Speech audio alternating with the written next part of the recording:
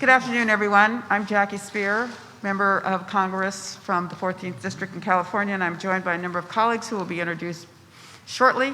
Let me start with a series of thank yous. Thank you to Tom Reed, who is my joint sponsor on the ERA measure. He shows that this is indeed bipartisan and that we cannot allow women to be disrespected, dishonored, and unequal. I also want to give a shout out to Carolyn Maloney. Congresswoman Maloney has been a fierce ERA warrior for over 20 years. To Chairman Nadler, who will be here shortly, but who was the first chairman of the Judiciary Committee in 36 years to grant this resolution a hearing in the Judiciary Committee. And without that, we wouldn't have been on the floor today, and this would not be a reality. I also want to thank my co-leads in the Democratic Women's Caucus, Congresswoman Frankel and Lawrence and Escobar. But most of all, I want to thank the Speaker of the House, who has been shattering in her term and history making as the first woman Speaker of the House. She embodies when women succeeds, America succeeds. This particular measure is really quite simple. The little pocket constitution that I should have had in my hand is not here, but I want to say all we want is in. We want to be in the Constitution of the United States. We are the only country in the world with a written constitution that does not have a prohibition against sex discrimination. We demand that we be put into the Constitution. There is no expiration date on equality. You know, I heard a very interesting story today that kind of typifies what sometimes happens here in Congress. The chair of the Judiciary Committee at the time was Emanuel Sellers, and he was not supportive of the legislation, and so he made sure that there was a deadline put in the resolution for the constitutional amendment. He only wanted it to be 2 or 3 years. Then Congressman Don Edwards, the author of the resolution, acquiesced. Interestingly enough, that election year, he was defeated in his primary by Elizabeth Holtzman. So that poison pill that he put in is something that then in 1978, the House decided to extend, and the House in 2021 is deciding to strike the deadline out of the resolution. We are, for too long, women have been second-class citizens. In fact, when our Constitution was first constructed, we were not in it, and we were not in it intentionally. We are now 240 years plus, and it's time that we get in the Constitution. We've put our lives on the line since the founding of our country and even taken our cases all the way to the Supreme Court, often only to have them lose because we weren't in the Constitution. Now, some of my colleagues across the aisle still insist that we don't need the ERA. Well, tell that to Christy Bronzcala, who was a young student at Virginia Tech, raped by 2 football players. She sought justice under VAWA, but the Supreme Court struck down the civil suit provision, claiming Congress lacked the power to pass it.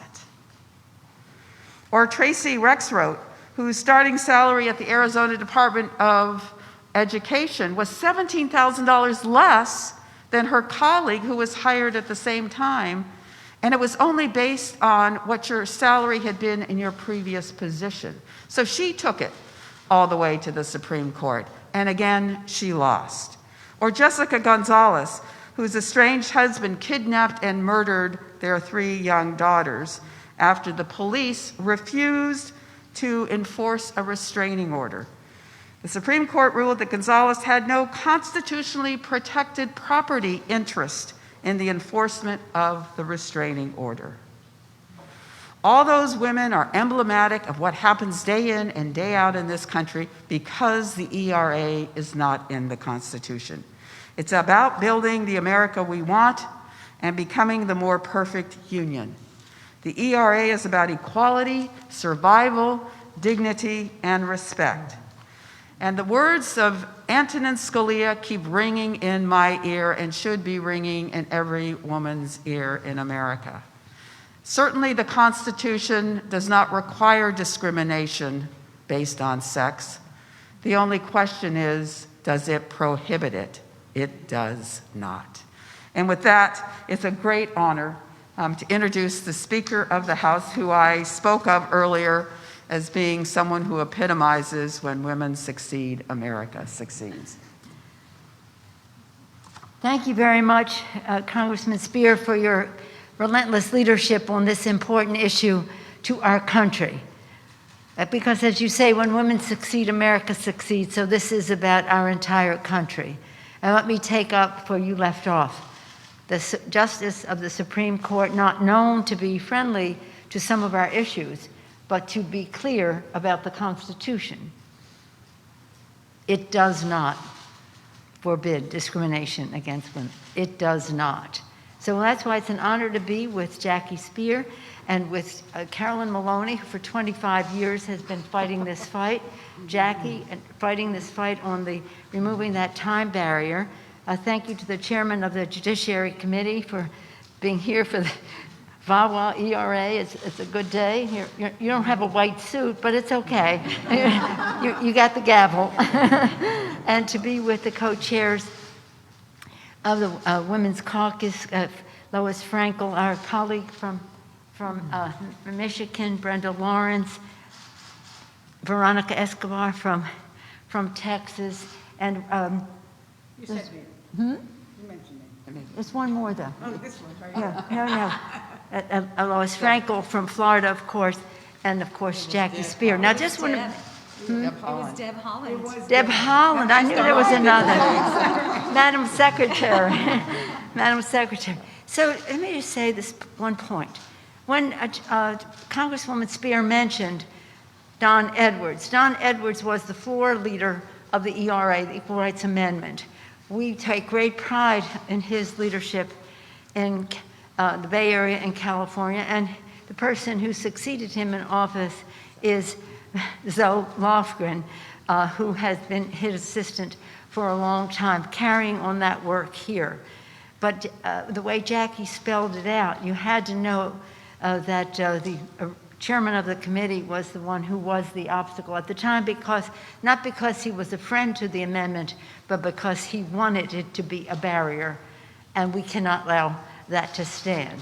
So I'm so glad that you also have bipartisan support with Congressman Reed of New York. And I just say that when it was introduced, 1921, it read, "Men and women shall have equal rights throughout the United States in every place subject to its jurisdiction." Imagine the courage of the people putting that forth.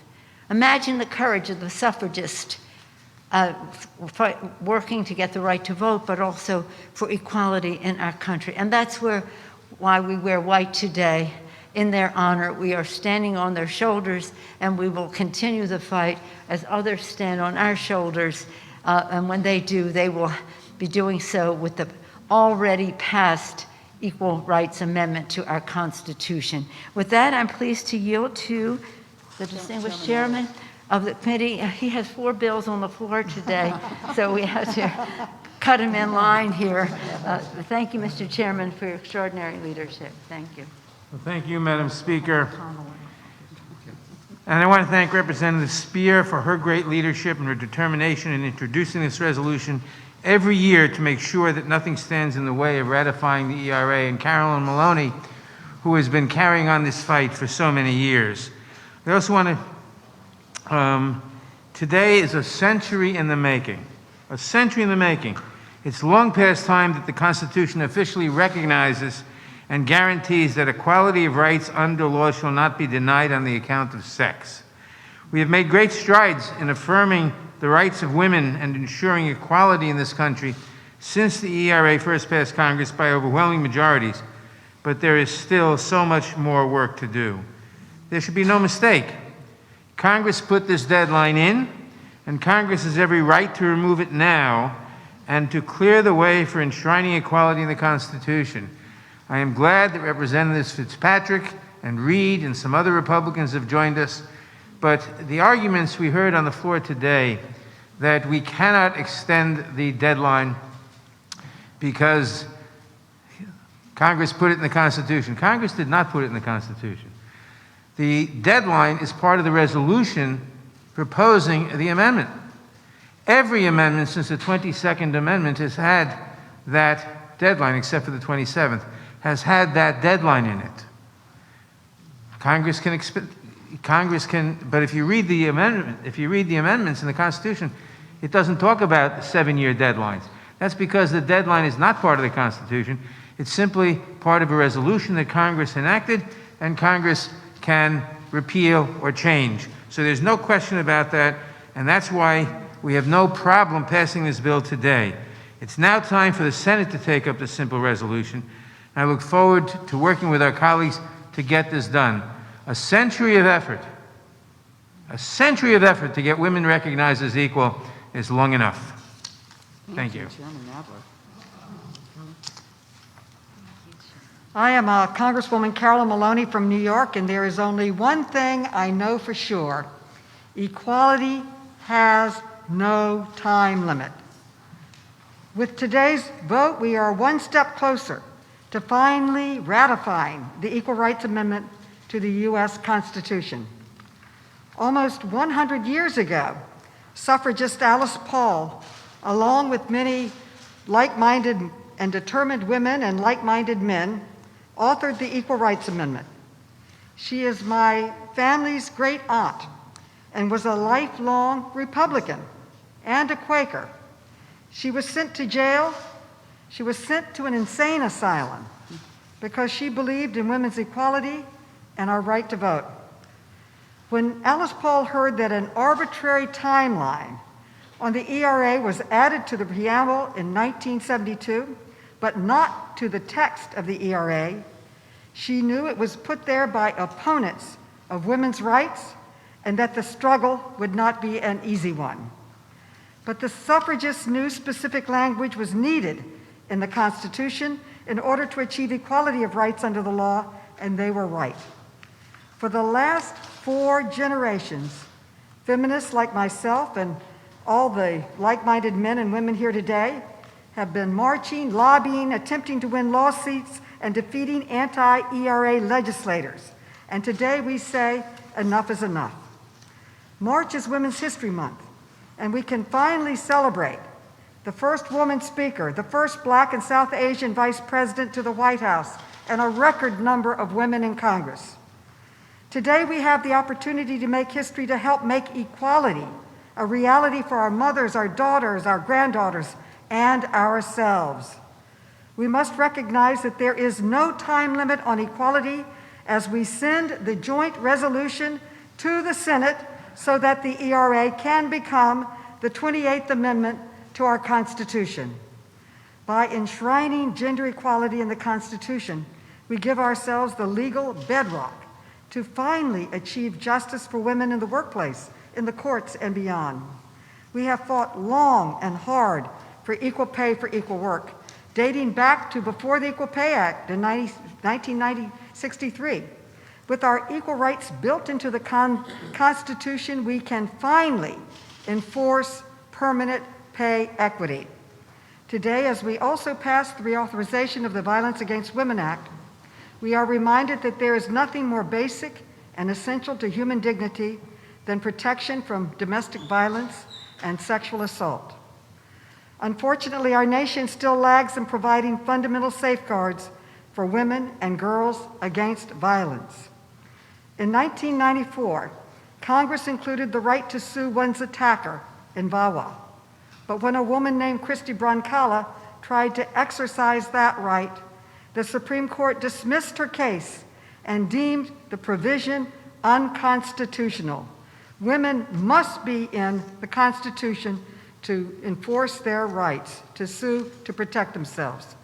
Unfortunately, we're seeing the effects of gender inequality during the pandemic, with both more reports of domestic violence, greater wage and unemployment disparities between men and women.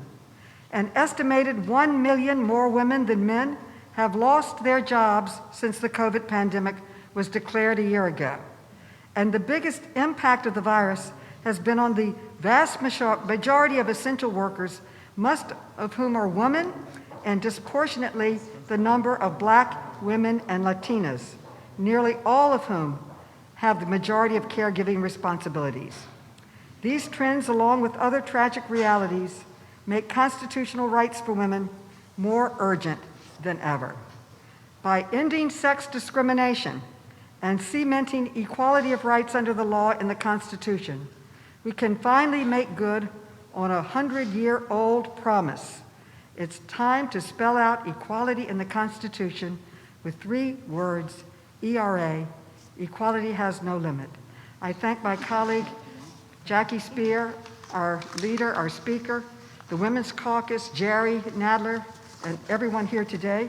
And I now represent the co-chair of the DWC, Brenda Lawrence. I want to thank my co-chair, Jackie Spears, for her leadership, and my committee chair, Ms. Maloney, for all your hard work. We're here during Women's History Month to reaffirm our commitment for doing better to support our women and girls. I want to say how incredibly proud I am to be on the floor today to pass the Equal Rights Amendment resolution to remove this time limit. Can we really look our daughters and our sisters and our mothers and our nieces in the face and say, I'm sorry, there's a time limit to you getting equality in America? No, I'm not going to have that conversation. For far too long, women in the United States have been denied equality, and this pandemic has only worsened that inequality, especially for women of color. We have borne the brunt of this pandemic, and we have a system in America that so often suppress and also do not support women. We have heard so many people during Women's History Month reconfirm their commitment to do better in supporting women and girls. This is how we do it, by fighting for ERA, by fighting sex discrimination, making gender equality the law of the land. It's unacceptable that we are having this conversation or discussion in 2021, but one thing about women, we will continue to fight. We will not back down. We know that the soul and the moral of this country rests on the shoulders of women like it has for centuries, and I'm proud to stand today with the women of the Women's Caucus to make a difference. 38 states have now ratified ERA. This is a historic time for our country, and Congress decides what's next. And I'm so proud of that. And I want to turn it over to my other co-chair, and that is Ms. Franco from Florida. Thank you, thank you, thank you. Honored to be with my colleagues here. I pose this question. What do the following women have in common? Teacher, Melissa Falowski, who saved 19 children during the massacre at Marjorie Stoneman Douglas High School. Senator Tammy Duckworth, who lost both her legs in a combat mission in Iraq. Alice Augusta Ball, a chemist who revolutionized the treatment for leprosy. Joe Harjo, the first Native American poet laureate. Dolores Huerta, civil rights activist. The majority of essential workers as we combat COVID, including nearly 9 out of 10 nurses and 2/3 of the workers at grocery store checkout and fast food counters. What do they have in common? No matter the sacrifice or contribution to society, if you are a woman or a girl in the United States of America, you are not guaranteed equality under the law. It took women 144 years from the birth of our nation to get the right to vote, even longer for women of color. It took 197 years to gain the legal right to an abortion, 198 years to be able to buy a home in our own name. And now, after 245 years have passed since the birth of our nation, isn't it time to pass the Equal Rights Amendment? The United States House of Representatives took an important step forward today. I applaud everybody who helped make that happen. and I urge the United States Senate to join us. And I yield back. Thank you. Let me just conclude by saying this. Oh, sorry. Sorry, Veronica. I thought we were running out of time. I know we're running out of time, and I will You're be fine. very succinct. I want to recognize the incredible powerhouse of women that I have the privilege to serve with in the Democratic Women's Caucus, and we have these amazing women leading the way, and I'm just so humbled to be standing beside them and working beside them. I want to add just a couple of details to the context that my colleagues have provided you. There are structures in place that are deliberately placed there to prevent women from achieving everything that we can. There is not just discrimination against us because of our gender, but because we have babies. There's pregnancy discrimination. We have unequal pay. And then when it's time to re-enter the workforce after raising families or being caregivers to family members, we face additional obstacles and hardships along the way. And it is because we are not an equal member of society in the same way that men are. And I will say that minority women suffer even greater disparities. Latina women, as an example, earn 53 cents on the dollar for every dollar that a white man earns in America. 53 cents on the dollar. So it should not be a surprise why minority women, especially black and brown women in America, are often spiral into poverty more quickly. They have more barriers to health care and to education. And so the work that our foremothers and our colleagues did to get us to that moment, this moment right now, our daughters, our granddaughters, the women that we work with every single day, your mothers, your sisters, we will finally, at the end of this journey, once this becomes law, we will finally achieve the equality that we deserve. Thank you so much, Madam Chair. Let me just close with this. The pandemic has created a situation where 2.3 million women have lost their jobs permanently. Thousands and thousands of childcare slots have been lost. It is time for us to stop with the excuses. It is time for us to do what's right in this country and make sure that women are in the Constitution of the United States. We implore our Senate colleagues to do the right thing. We represent 53% of the population. It's time to just make us equal under the law. Thank you. Someone's got a question, John. There's no questions allowed in here, evidently, I've been told. Really? That's what I was told. Sorry. I can talk to you outside of the Okay.